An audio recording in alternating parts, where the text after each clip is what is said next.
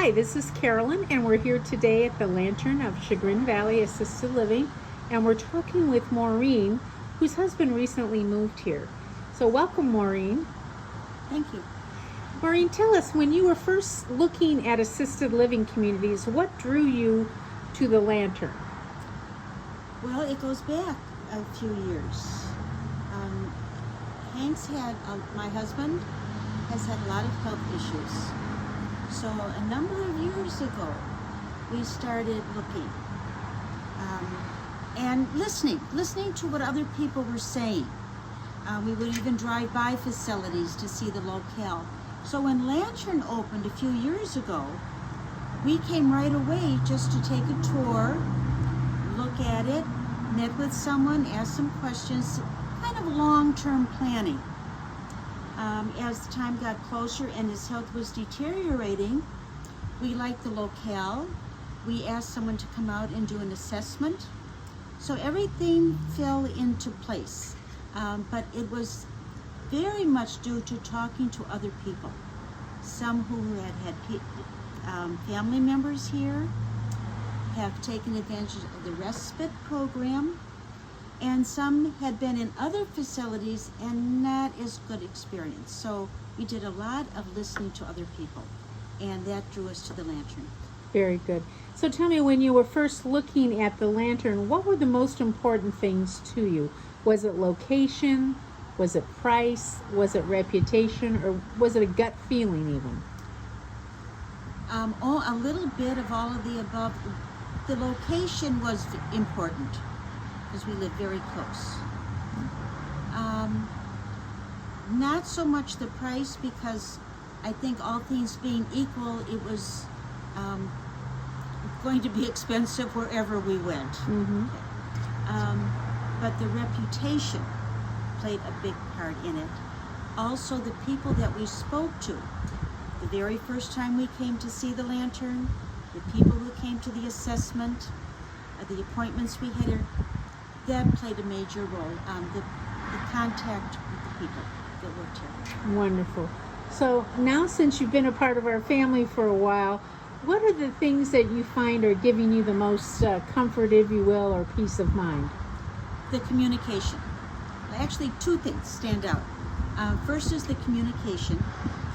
There was even one instance when, because my husband had to go into the hospital, I did give permission to come in anytime during the night with an update. 3:30 in the morning, Mm-hmm. I got an update. Mm-hmm. So the communication is excellent. Mm-hmm. And then the second thing that I really did not expect is how proactive everyone is here. I envision him being comfortable Mm-hmm. and being made to feel comfortable. Well, they're trying to get him out of his comfort zone, Mm-hmm. making him stronger and making him better. Mm-hmm. That and the therapy, that all took me a little bit by surprise in a very good way. Mm-hmm.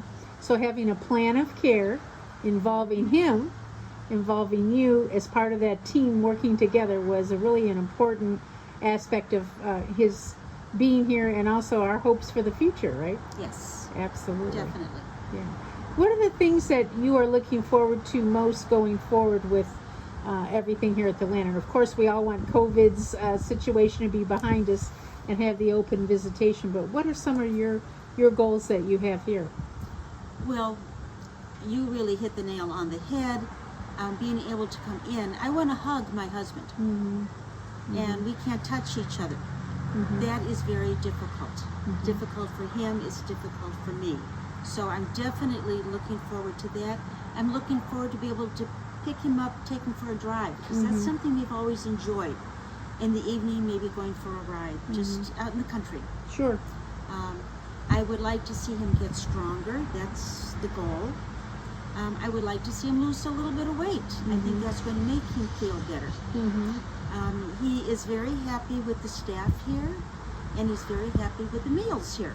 Beautiful. Well, we do have good meals, and we do pride ourselves Yes. on that. So thank you for saying so about that. Yes. So tell me, is there anything you'd like to tell our staff right now?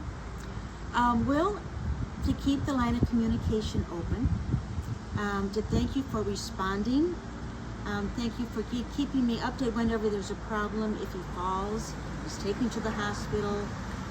And not just for crises, but just in general when they call and tell me how he's doing. So I want to thank them for that, for the communication and the care that they're giving him. Very good.